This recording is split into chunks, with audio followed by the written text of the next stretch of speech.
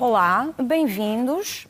Sou a professora Fernanda Marta, o professor José Pinto. Vamos dar Geografia, Cidadania e Desenvolvimento para o 7º e 8º ano. Ora, vamos relembrar a aula passada, até porque terminámos de uma forma assim muito repentina. Portanto, vamos relembrar os conceitos abordados na aula anterior. Estivemos a falar da distribuição da população mundial, isto é, as áreas de grande concentração de população, os chamados formigueiros humanos, e também as áreas de menor concentração de população, os chamados vazios humanos. Inclusive, fizemos referência aos fatores atrativos e aos fatores repulsivos. Hoje, e porque ficou assim muito no ar, vamos retomar o caso português. Foi exatamente aí que nós ficámos e até, inclusive, lançámos um desafio. Vamos ver se te recordas. Portanto, relativamente ao caso português, vamos muito rapidamente desenhar aqui o nosso país. Falámos que a concentração da população se verifica sobretudo ao longo do litoral e enumerámos alguns fatores tais como, lembram-se? Isso, a acessibilidade, por exemplo, a existência de atividades económicas, as grandes cidades, por aí. Mas faltou referir que a população se concentra também, para além de se concentrar ao longo do litoral, na região, na área metropolitana de Lisboa e na área metropolitana do Porto. Damos a isto o nome de bipolarização. Ora, e porquê é que vocês acham que a concentração da população é tão evidente nestas duas regiões? Para além também do litoral, como nós falámos. Um fator que possa determinar esta situação. Ora bem, exatamente, a concentração de atividades económicas, muito bem, nomeadamente, sei lá, o comércio, os serviços que atraem emprego, que geram emprego, daí a atração também da população. E pronto, cá está então o caso português enquadrado na distribuição da população mundial.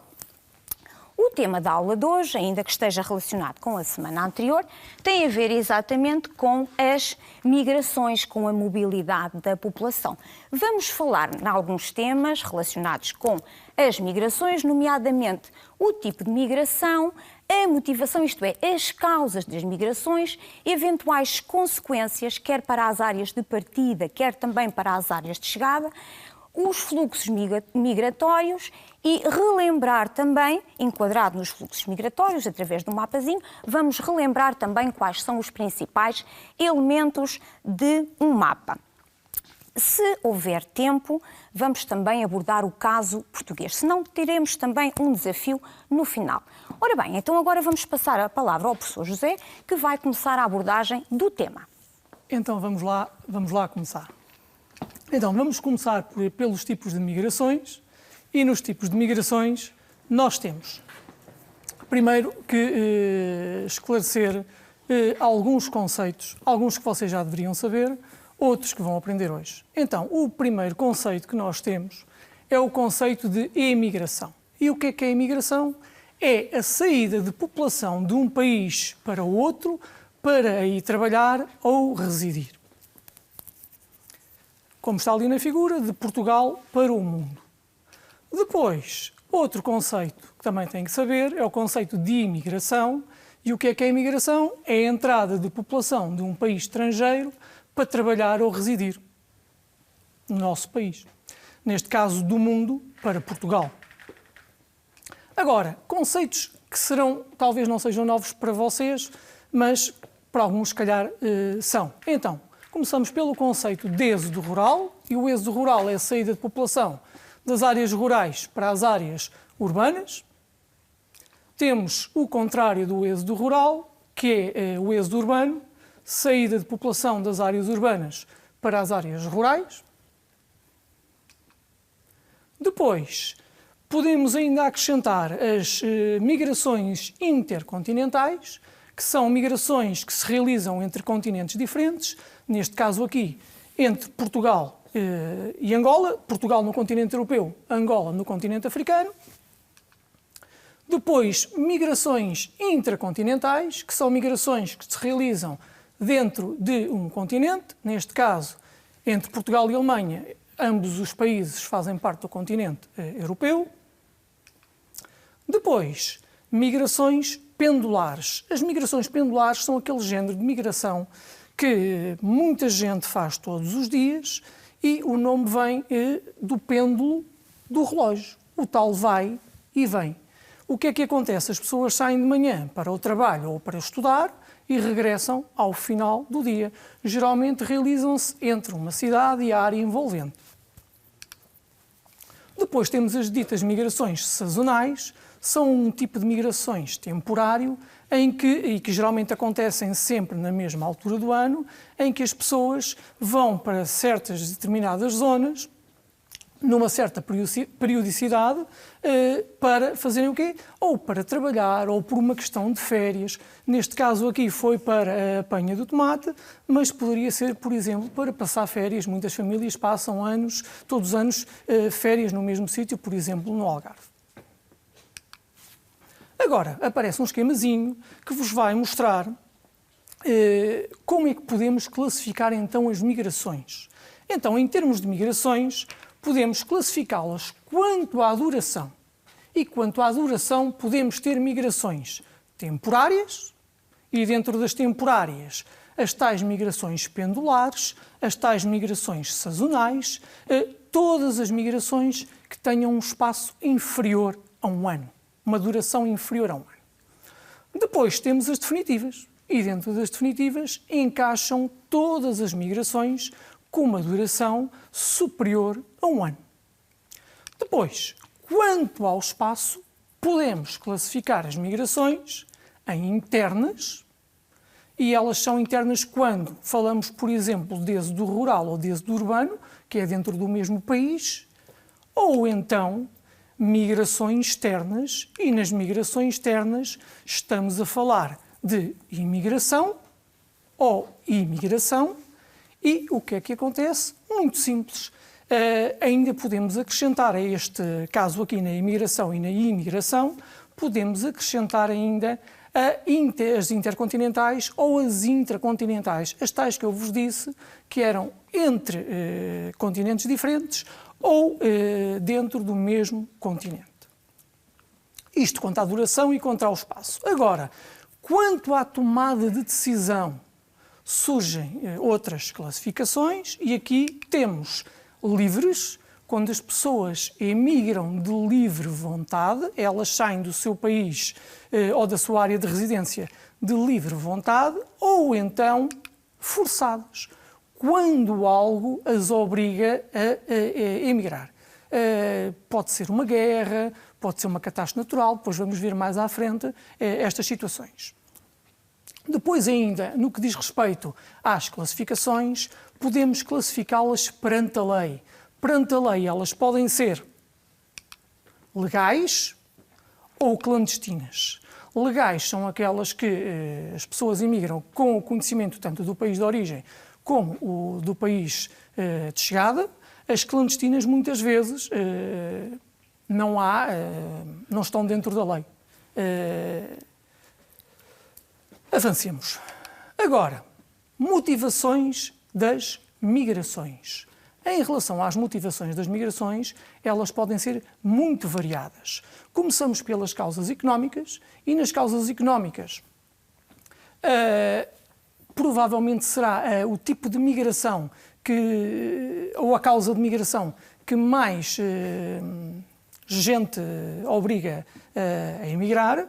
As pessoas saem à procura de melhores condições de vida. Normalmente realiza-se entre os países menos desenvolvidos e os países mais desenvolvidos, entre os países com menos poderio económico para os países mais ricos. Exemplos, o caso dos portugueses, quando saíram de Portugal logo a seguir à Segunda Guerra Mundial e foram para países da Europa Central, como a França ou a Alemanha. Isto logo após a Segunda Guerra Mundial, para ajudarem na reconstrução. Depois, causas bélicas. As causas bélicas são aquelas relacionadas com a guerra e geralmente causam grandes fluxos repentinos de população. O exemplo que nós escolhemos aqui foi muito simples, a Primeira e a Segunda Guerra Mundial, mas poderíamos também ter optado pela situação que se passa agora na Síria. Seria mais atual. Depois, causas religiosas. E em relação às causas religiosas, podemos falar da falta de liberdade de culto, que afeta muitos países, ou ainda afeta alguns países em pleno século XXI. E o que é que acontece? Aqui o exemplo que nós escolhemos foi a perseguição que os membros do Estado Islâmico fizeram a todas as religiões, que obrigaram muita gente a fugir para salvar a vida, simplesmente porque não professavam as mesmas ou a mesma religião dos membros do Estado Islâmico. Depois temos causas socioculturais, ou culturais e socioculturais, e neste caso estamos-nos a referir quando as pessoas imigram devido a quererem ou continuar os seus estudos ou então para trabalhar em projetos de inovação científica, muitas vezes no estrangeiro. E o que é que acontece? Temos então aqui aquilo que nós chamamos a fuga de cérebros. Muita gente ligada à ciência, à tecnologia e às vezes à cultura acabam por sair para países mais ricos, onde lhes são oferecidas melhores condições laborais e económicas e abandonam países onde essas condições não são tão boas. Muitas vezes acontece com Portugal, em que muitos dos nossos grandes cientistas acabaram a trabalhar fora. Depois temos ainda as causas naturais, como o próprio nome indica, está relacionado com a natureza, neste caso desastres naturais. Podemos aqui referir que podem ser secas, inundações, erupções vulcânicas ou outras ainda. E as pessoas abandonam aquelas regiões em procura de segurança. Um exemplo foi, por exemplo, nos Estados Unidos, a quando da chegada em 2005 do furacão Katrina, a maioria da população da cidade de Nova Orleans abandonou a cidade à procura de refúgio nas áreas mais seguras, longe da cidade. Por fim, temos as migrações turísticas e estas estão relacionadas com um tipo de migração temporário, normalmente sempre inferior a um ano, em que as pessoas saem da sua área de residência ou dentro do próprio país ou então para o estrangeiro por motivos de lazer, quer seja lazer, outras vezes pode ser por motivos religiosos ou às vezes até por motivos de saúde. Exemplo, as férias de verão e de Natal, fins de semana prolongados, etc. Ora, José, vamos lá parar então um bocadinho e tentar perceber se os meninos lá em casa nos estão a acompanhar. Vamos fazer 3 exercícios. Vá, estejam com atenção e acompanhem. Ora, a Rita é professora de Geografia, é residente em Belas e desde há 3 anos que está colocada na Escola do Bom Barral. Durante a semana levanta-se todos os dias às 6 da manhã e percorre os 74 km que separam as duas localidades. À tarde regressa, mas na maior parte das vezes só chega a casa à hora de jantar. Vamos então classificar esta migração do ponto de vista temporal. Não se esqueçam há bocadinho, recordam-se aquilo que o professor José disse, portanto, casa, trabalho, trabalho, casa. Diariamente, portanto, isto é um movimento, parece um pêndulo, portanto, é uma migração pendular. Muito bem, vamos avançar para o segundo exercício. O Manuel saiu do Alentejo há já 30 anos para vir trabalhar como operário no Barreiro. Atualmente encontra-se reformado.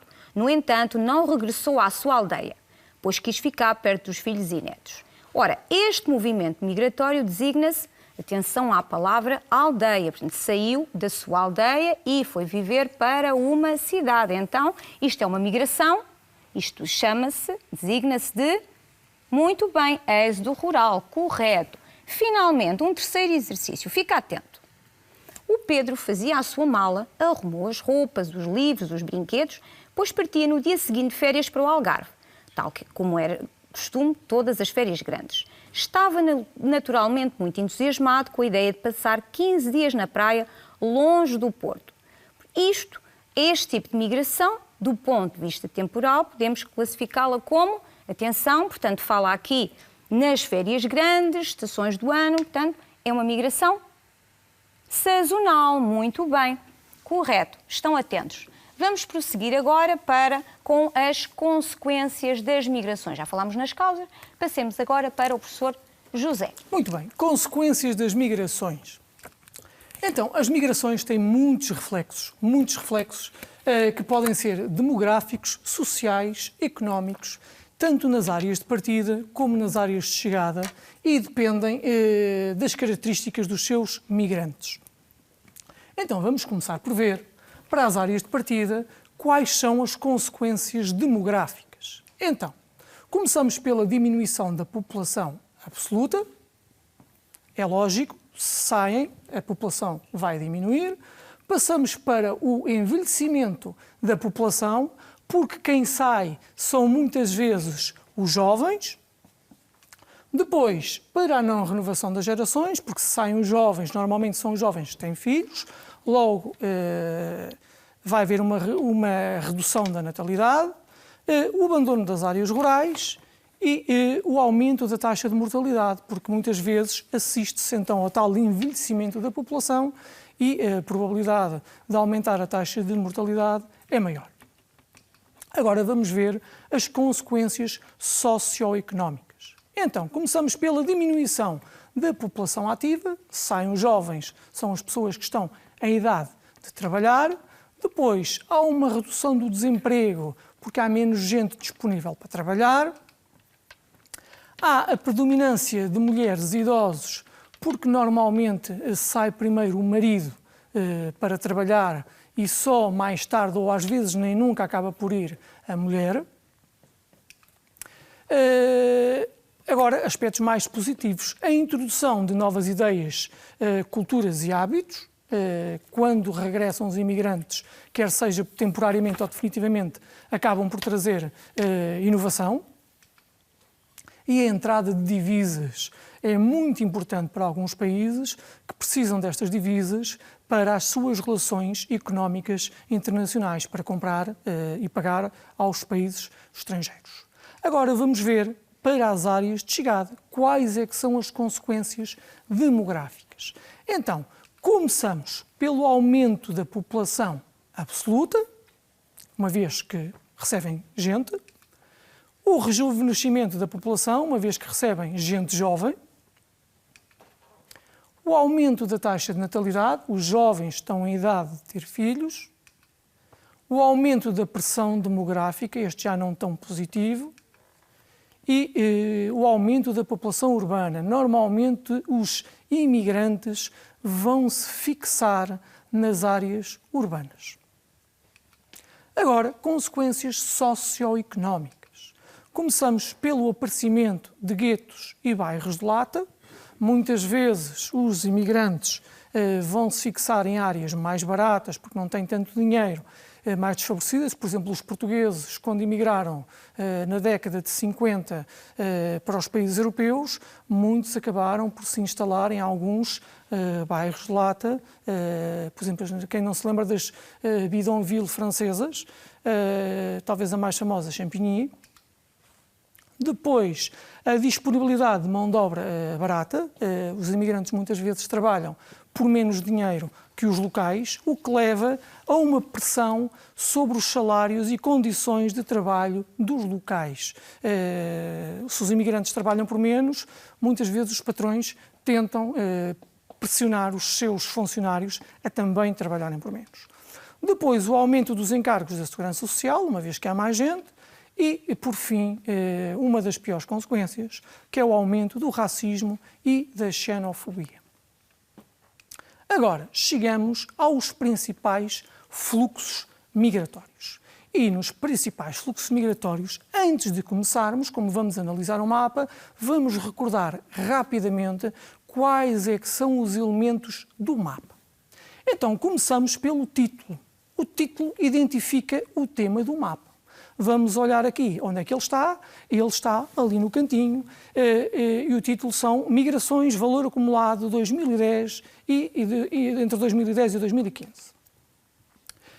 A legenda descodifica os símbolos, linhas, cores usados no mapa. Temos aqui neste cantinho a legenda. Depois, a escala indica o número de vezes que a distância real foi reduzida de maneira a caber no mapa. Ali está ela. Uma escala gráfica. Depois, a orientação indica a direção dos pontos cardeais. Pode surgir das seguintes formas, ou com uma rede cartográfica, ou uma rosa dos ventos, ou uma seta a indicar o norte. Aqui temos uma seta a indicar o norte. Atenção, isto trata-se de um planisfério. No planisfério não era necessário ter orientação, uma vez que já temos o planeta todo. Mas mesmo assim nós colocamos. Depois temos a fonte, indica-nos ou o local onde foram retirados os dados cartografados ou a entidade responsável por esses dados. Neste caso, temos ali a fonte. Então vamos lá agora analisar o mapa. Então, este é o mapa das migrações, valor acumulado, e temos as principais áreas de partida serão a Ásia, a África e a América Latina e Caraíbas. E as principais áreas de chegada serão os Estados Unidos da América, ou melhor, a América do Norte, neste caso, com os Estados Unidos e o Canadá, a Europa e a Oceania, com especial relevo para a Austrália. Vamos agora fazer um esquemazinho, onde vocês podem verificar os lugares de partida, quais é que são os motivos de partida e os locais de chegada, com os motivos do local de chegada. Então, o primeiro dos lugares de partida será então a Ásia, a América Latina e Caraíbas e a África. O que é que levou as pessoas a saírem? Do que é que elas fogem? Fogem de conflitos armados, fogem de regimes políticos opressivos, fogem de elevada pressão demográfica e fogem do elevado desemprego. Há muitas outras causas, nós escolhemos estas 4 por serem as que talvez com maior relevo. E para onde é que eles vão? Vão para a Europa Ocidental, para a América do Norte, para a Oceania, neste caso o país mais com maior número de imigrantes será a Austrália. E o que é que eles procuram? Procuram uma maior oferta de trabalho, salários mais elevados, níveis de vida mais elevados e um clima de paz. O clima de paz é muito importante sempre na escolha das migrações. Agora, chegamos aos principais fluxos migratórios. Ora, vamos parar um bocadinho aqui. Vamos então olhar para aquela imagem e, para nos ajudar a interpretar esta imagem, ou seja, a contextualizar o caso português nos grandes fluxos migratórios internacionais, vamos visualizar um pequeno vídeo. Fica atento. Portugal no contexto das migrações internacionais. Portugal sempre foi e continua a ser um país de imigrantes. Ao longo dos tempos, a falta de emprego, a procura de melhores condições de vida, entre outras razões, levaram milhares de portugueses a sair do país. Porém, com a integração na União Europeia, Portugal deixa de ser apenas um país de imigrantes para passar a ser também um país de imigrantes, ou seja, um país receptor de população. Por um lado, assiste-se atualmente a um intenso movimento de saída de população de Portugal devido à recessão económica, às medidas de austeridade e ao elevado desemprego. No passado, os imigrantes portugueses apresentavam em geral baixa qualificação profissional e provinham de áreas rurais. Presentemente, os novos imigrantes saem, na sua maioria, das áreas urbanas e têm qualificação superior. Por outro lado, o número de estrangeiros a residir em Portugal tem vindo a diminuir devido à recessão económica e ao desemprego, mas também porque se tem assistido à melhoria das condições económicas e sociais em alguns dos países de origem desses imigrantes, levando-os a regressar. Em resumo, Portugal é tradicionalmente um país de imigrantes. Com a integração na União Europeia, torna-se também um país de imigrantes. Ultimamente assiste-se a um intenso fluxo migratório sem precedentes em Portugal. A recessão, a austeridade e o desemprego têm contribuído para um aumento de imigrantes e para a diminuição da população estrangeira residente em Portugal. Ora, vamos então prosseguir e contextualizar a situação de Portugal. Vamos avançar? Então, como podem verificar, o nosso país foi sempre considerado um país de imigrantes. Atualmente, Portugal tem cerca de 2,3 milhões de imigrantes. Os portugueses são, então, tradicionalmente um povo de imigrantes. Mesmo quando a imigração baixou, nós nunca deixámos de emigrar. Este gráficozinho que está aqui mostra-nos que temos quase sempre um fluxo sempre a subir, em que os nossos imigrantes no ano de 2013, correspondente então à tal crise económica que tivemos, bateram nos 120 mil ano. Em 2000 o número era bem inferior. Agora, quais é que são os principais países onde estão os nossos imigrantes por continente de residência? Então, ganha a Europa, com 1,5 milhão de imigrantes. Destacar a França, a Suíça, o Reino Unido, a Alemanha e a Espanha, com mais imigrantes. Depois a América do Norte, em que destacamos os Estados Unidos e o Canadá. A América Latina, com o Brasil e a Venezuela. A África, com as nossas ex-colónias. A Oceania, especialmente para a Austrália. E na Ásia, onde temos o menor valor, será muito importante a nossa antiga colónia de Macau e as antigas colónias que temos na Índia. Agora, ao longo do tempo, os destinos dos portugueses foram variando. Durante o século XX, até à década de 50, o Brasil terá sido o nosso principal destino. Depois, a partir da década de 50, esses fluxos migratórios portugueses passaram a dirigir-se para a Europa Ocidental, nomeadamente, em especial, para a Alemanha e França, que precisavam de uma massiva reconstrução. E, atualmente, os nossos fluxos de imigrantes, com os valores de 2015, mostram-nos que procuramos especialmente países da Europa ou então os nossos países de língua oficial portuguesa, nomeadamente Angola e Moçambique. Mas está à frente o Reino Unido, França, Suíça, Alemanha, só depois chegamos a Angola. Isto valores para 2015, são os mais recentes que conseguimos encontrar. Agora, referente aos nossos imigrantes, podemos ver por este gráfico que a partir de 2000 o número de imigrantes disparou.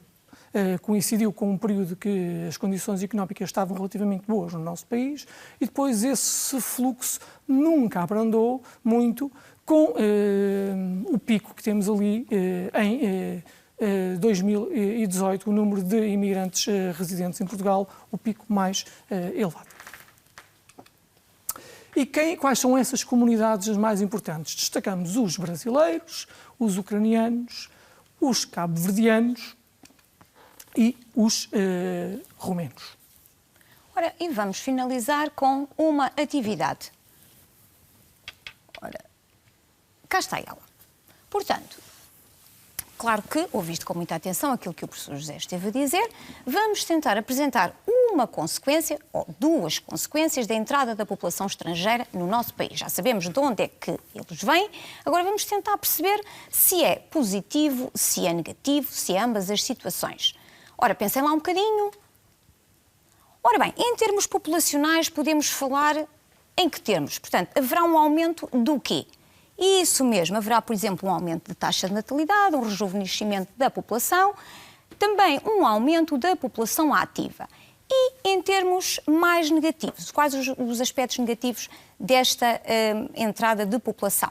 Eventualmente podem surgir problemas de integração social e até mesmo de intolerância, nomeadamente problemas de racismo e xenofobia. Bom, estamos praticamente a terminar, vamos lá relembrar a aula de hoje. Ora, a aula de hoje, o tema central foram as migrações. Falámos das migrações, da sua classificação, isto é, quanto ao tempo, quanto ao espaço e perante a lei. Depois passamos também para as causas das migrações. Enumeramos uma série de causas, sendo que as causas económicas são, se calhar, as mais importantes, são aquelas que levam mais população a sair de um país para outro. Depois também focamos as consequências das migrações. Relativamente às consequências, enumeramos uma série delas, sobretudo nos países de partida e também nos países de chegada. Consequências positivas e consequências negativas, obviamente. Finalmente, concluímos com os fluxos migratórios, no qual integramos também Portugal no contexto destas migrações. E pronto, por hoje terminamos. Queremos desejar-te uma boa semana, fica em casa, fica bem.